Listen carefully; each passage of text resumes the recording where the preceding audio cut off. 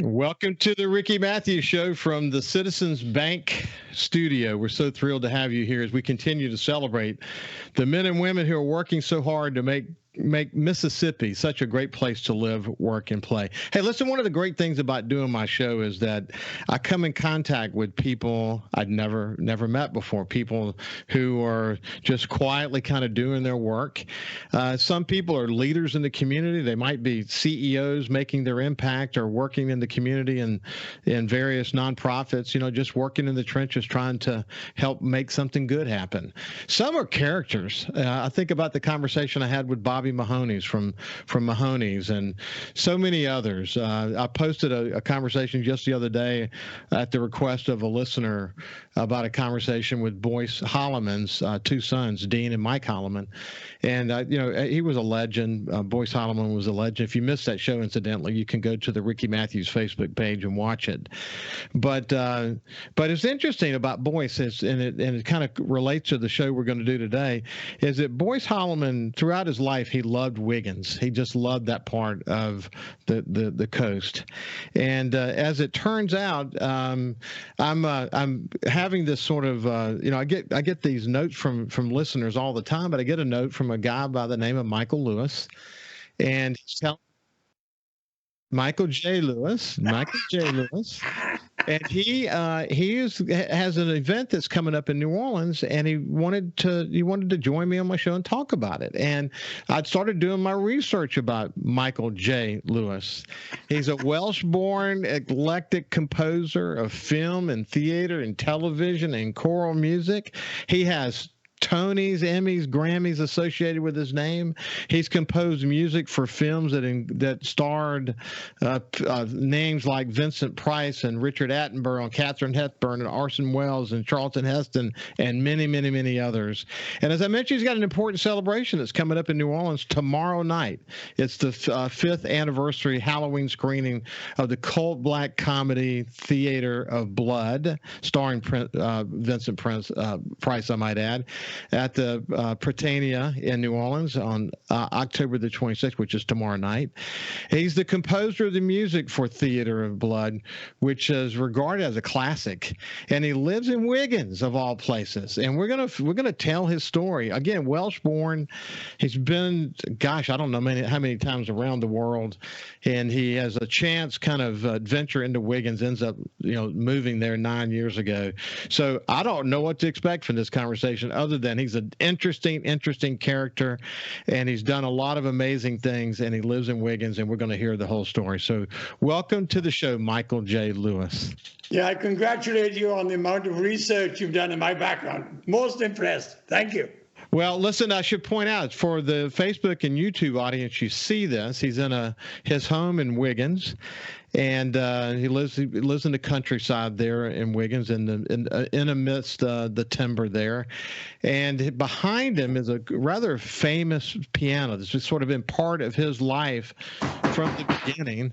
And hey, for again the radio audience as well, we'll have to kind of paint the picture for him. But introduce your piano to the audience. Yeah, this here is my 1894 German-built Bechstein, and I've had it for over 50 years. And I actually wrote the score for Theatre of Blood when I was in London on this very piano, and we've traveled the world together. And it's a real girl. It's a real girl. It sounds like a man. It's a real girl because it needs a lot of attention. I get it. And you brought it to the United States from London, right? Yes, via New York, Los Angeles, Austin, Texas, and now amidst the pines in Mississippi. And I love Mississippi. I said this to my friends over the weekend. We were eating at a soul food restaurant in Chula, Mississippi. which is this restaurant is close to some land there where we enjoy just being in the outdoors. And I looked over at my friends and I said, I always think about when I would go to New York, we would have board meetings at the New World Trade Center at One World Square up on the 35th, 36th, 37th floor. And I would often say, man, it is a long way from Chula, Mississippi to New York City. But at the same time, it's also a very small world, isn't it? Yep. And it's a world that I think is incumbent upon me anyway to see, And I was in LA for 20 years, and I go, I was in London for 20 years, and I go, enough of this. Let's go see someone else, right? Then I went to New York, and then I was in LA for 20 years, and then I moved to Austin, loved Texas, I learned to dance in Texas, right? Country two-step, woo! That's why I picked up all these colored shirts, right? Because the women dance with colored shirts, right? And then after 10 years in Austin, God led me to Mississippi. Where you, let's take a step back. So we'll tell the story of what led you to Wiggins ultimately, and we'll also talk about the big event that's happening in New Orleans. But let's take a step back for a second. You were a choir boy when you were 6. You were an organist when you were 10. It was pretty evident, very evident early on when you were doing those Welsh hymns that you were going to be super talented. At what point did it occur to you that you had a gift? Well, I can't. That's too complicated a question. All I know that I was born a male. I was born a musician. Yeah. And I've never wanted to do anything else. I never have done anything else. And I love the life that I have. You found tremendous inspiration from music, and then you went and got incredibly educated. Tell us about that. Yeah, I went to the Guildhall School of Music and Drama in the City of London. That's its proper title, where I studied harmony, counterpoint, first species, second species, eighth species, and composition. And I had this wonderful professor who looked as if he was dead. I mean, he didn't have an ounce of flesh on him at all. Right? Yeah, and a wizened little man. And he said to me, "You stay with me for 4 years, and I will teach you the basics like few people know. And then once you've got the basics, you can go out in the world based on those basics and do whatever you want, and you'll do it better than anybody else because you have that great foundation." And I blessed the man. I listened to the man. I got the rock solid foundation, and when you do all these species counterpoint, you go, what's the point of all that, right? I still haven't found out the point of that, but it's great training, and it gives you the courage and the conviction really to do virtually what you want to do. Right? What's interesting about your story is that the early inspiration that you got from the Beatles and the Rolling Stones, and then you think about Mississippi being the birthplace of American music. The father of country music came from here. The king of rock and roll came from here. The king of the blues came from here. Yeah. And I talk a lot about the Mississippi Delta. I've had many guests recently just really zeroing in on the role that blues music had played, not just in the Delta, but how it sort of perpetuated music all across the United States, especially in places like Great Britain. And you think about the Rolling Stones and the Beatles, and you think about Robert Plant and a long list of others that were inspired.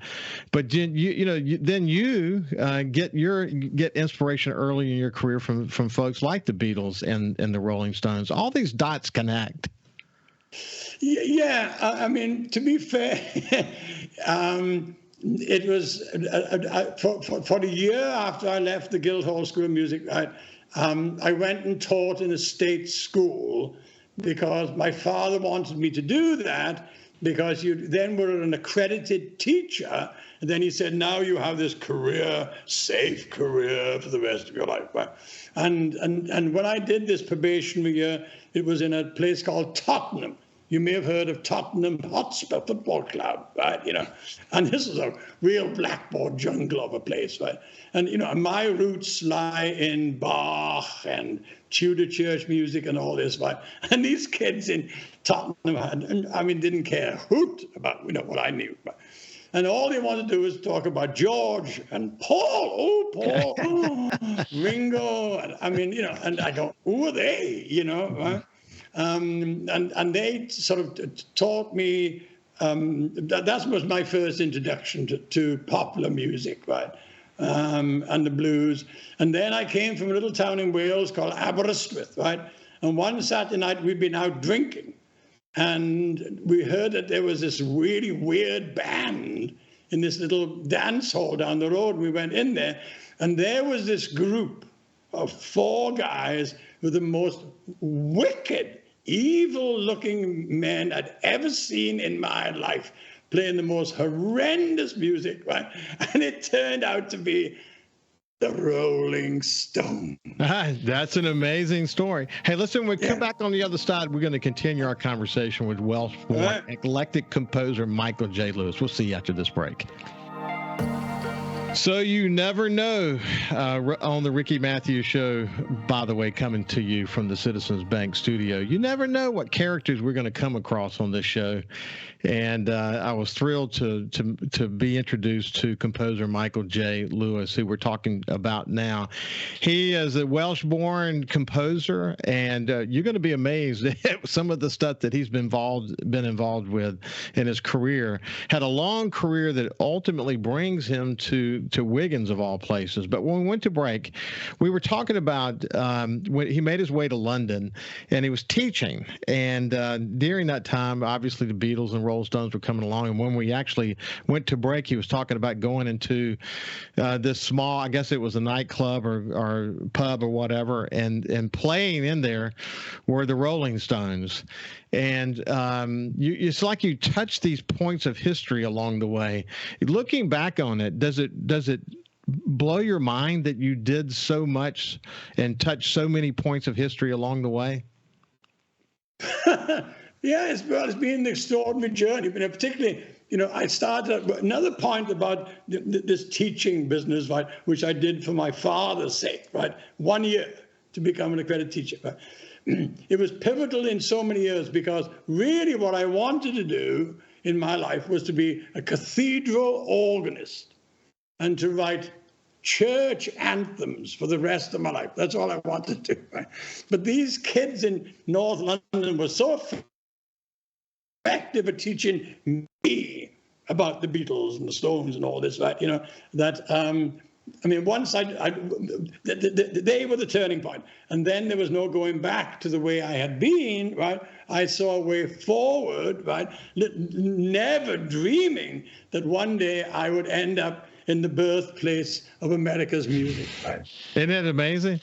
Yeah. So listen, so at the ripe young age of 24, we joked during the break, but you literally decided to retire and pursue a life involving composition work. Yeah. And you never looked back, did you? No, never, ever.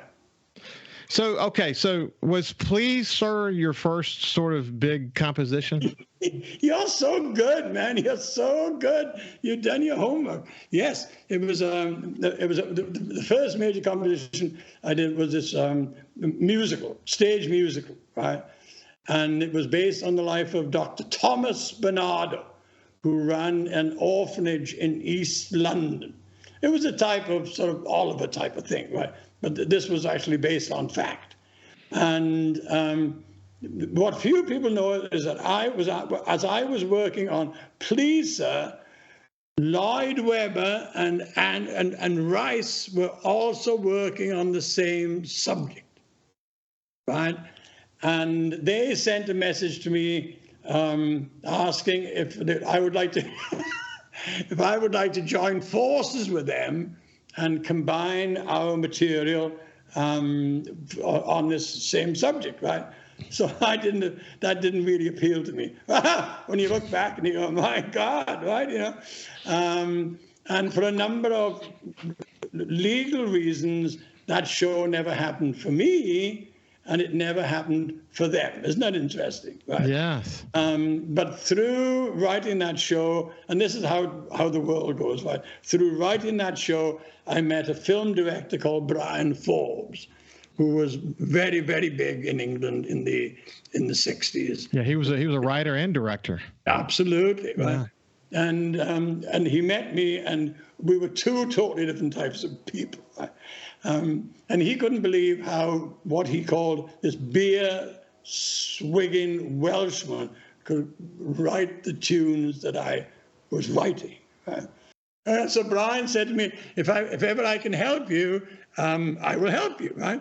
And so 2 years later, one Friday morning, which was in fact March the 14th, 1968, when I got to bed very, very late the night before, and in this apartment building I lived, there was one phone, one payphone.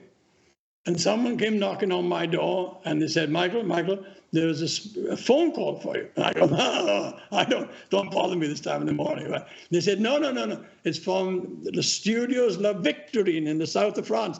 What is this joke? I said, right? And they said, no, it's from Brian Forbes, the director. He wants you to go to the south of France tomorrow and meet Katharine Hepburn.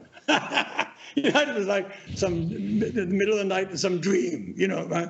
But in fact, it was so I staggered to the phone, and there was Brian's the secretary, lovely, lovely girl. And she said, Brian wants you to come down to meet Katharine Hepburn tomorrow. Oh, where? South of France. Oh, yeah. And I said, no, I can't afford the money to go into the central London. Right? No, we'll send a limo for you. Have a first-class seat, fly you down to Nice, right?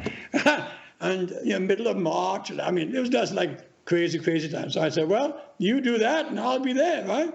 And that night, a whole bunch of us Welsh guys, we went out drinking, and we stayed up all night waiting for this limo to come. We knew it would never come, you know? And lo and behold, at like 8 o'clock in the morning, this limo turns up, and off I go to London Airport, and I get on this British Airways flight, sitting next to Richard Chamberlain, who was to reappear in my life a bit later on. And there I was in the south of France, in the glorious sunshine in the middle of March. And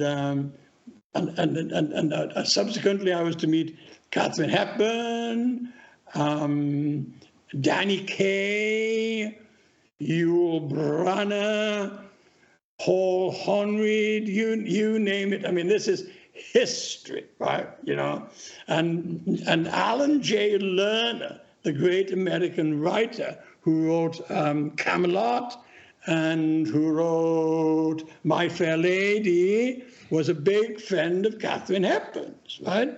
And so we were all out to dinner, right? And we were chatting away. And he told me how when he first started in writing, he had a job at a radio, writing at a radio station from 9 till 5. And the great thing about that job, he told me, was that he had to write anything he was asked to write, and it would instantly go on air. And I thought, what a fantastic way to live, right? Sit down, write it, get it right, on air, all within the hour. Oh my God, I love the notion, right? So anyway, cut the story short, I got the job. I got the Mad Woman of Chaillot, which eventually got me the Ivor Novello Award in London, which is the Oscar in London, right, for my first movie.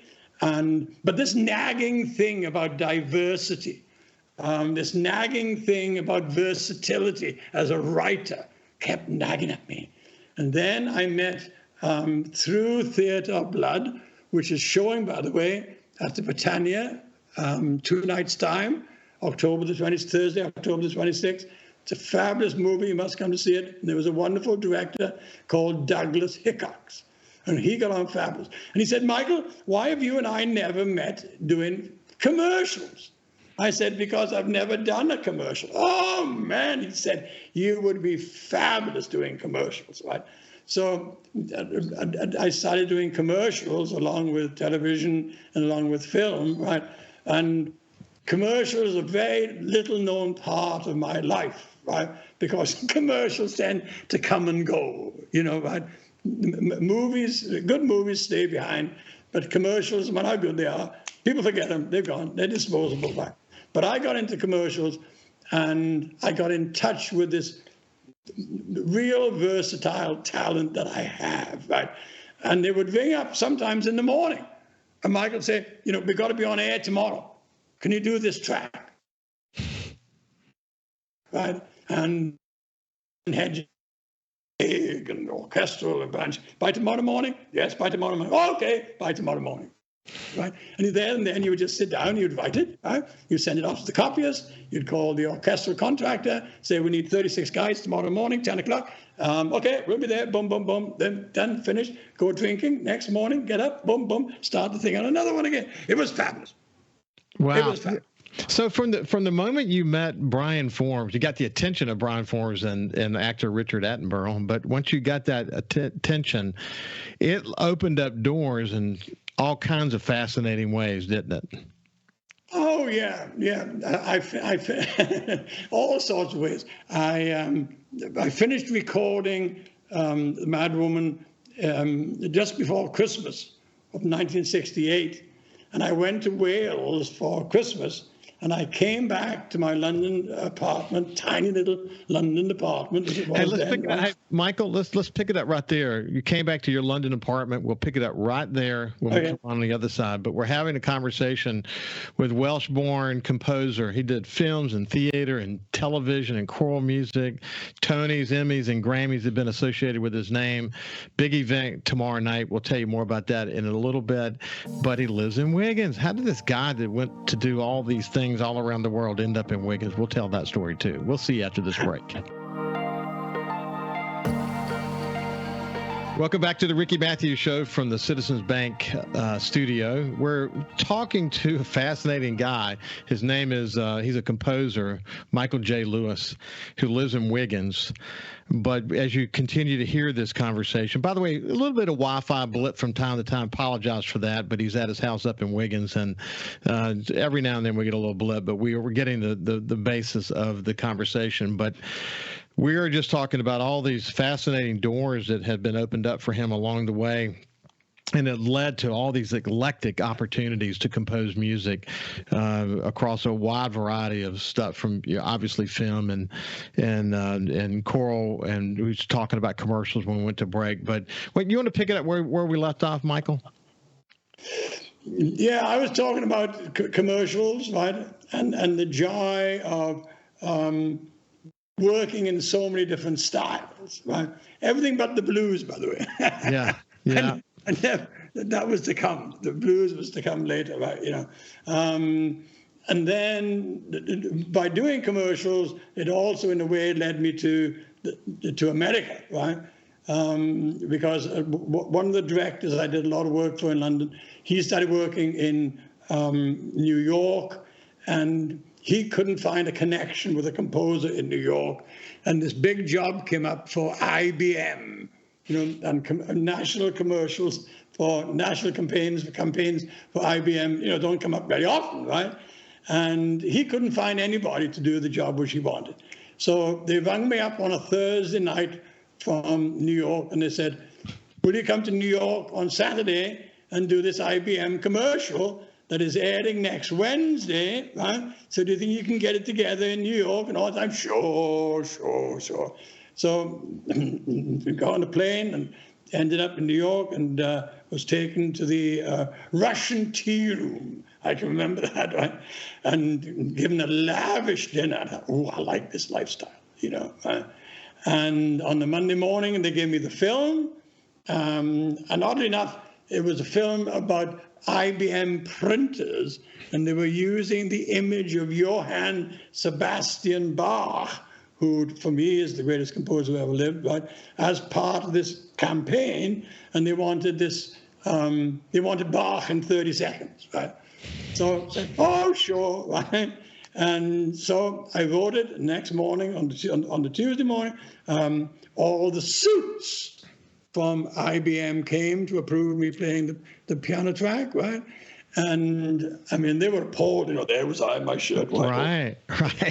And it was in June, and perspiration, my shirt was wet.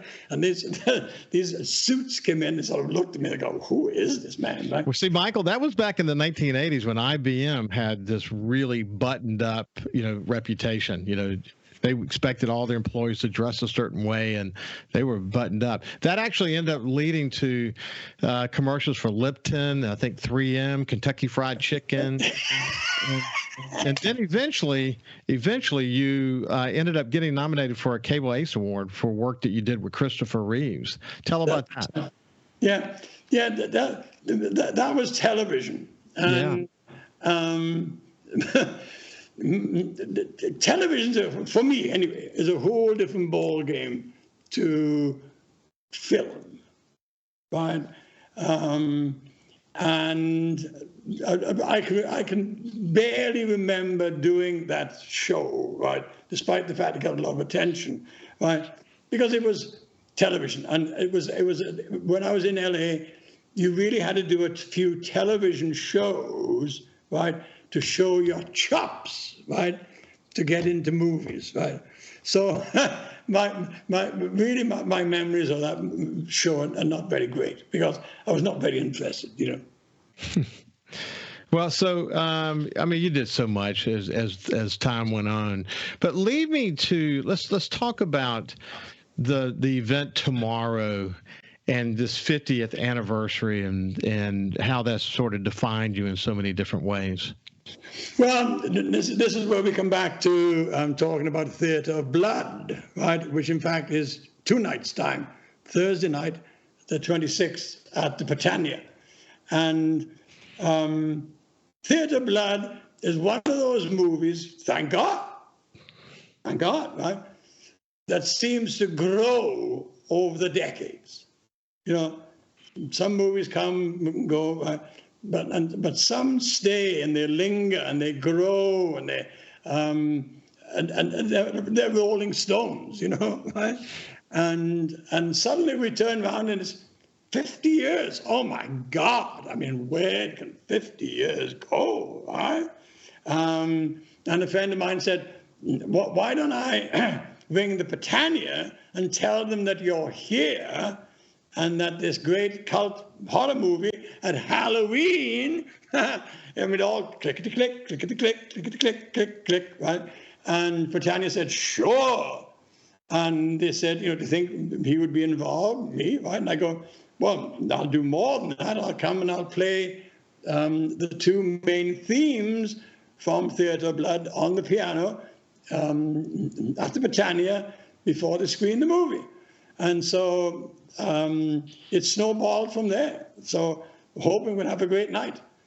Well, I mean, because everybody, and by the way, an interesting fact you might like to know is that 30 years tomorrow, right, which will be the day before the screening, right, was when Vincent died. Wow. Isn't that something, right? Vincent Price. Yeah. Vincent Price. What a legacy he left. Yeah. And you know what was his favorite movie? Right? Not only as a film, but for his work on it and his enjoyment in doing it. And his favorite movie was Theatre of Blood. And he'd always wanted to do Shakespeare, but no one would ever let him do Shakespeare, right? And suddenly this black comedy comes along where he's going to kill off these critics because they didn't give him the award that he wanted, right? And he decides he's going to kill him off in the manner of a Shakespeare tragedy, right? And so there suddenly he finds himself playing all these different parts, pretty bizarrely, of Shakespeare. And he loved it. And 50 years later, it's still got a big audience, right? 50 years later, of course, think about it now. This was a British cult horror film. Yeah. Okay. Yeah. And so 50 years later, you're living in Wiggins. Yeah. And they're celebrating the movie on the 50th anniversary in New Orleans. And you have to be, stone's throw away. What are the chances of that? I mean, again, coming back to it's a small world, isn't it?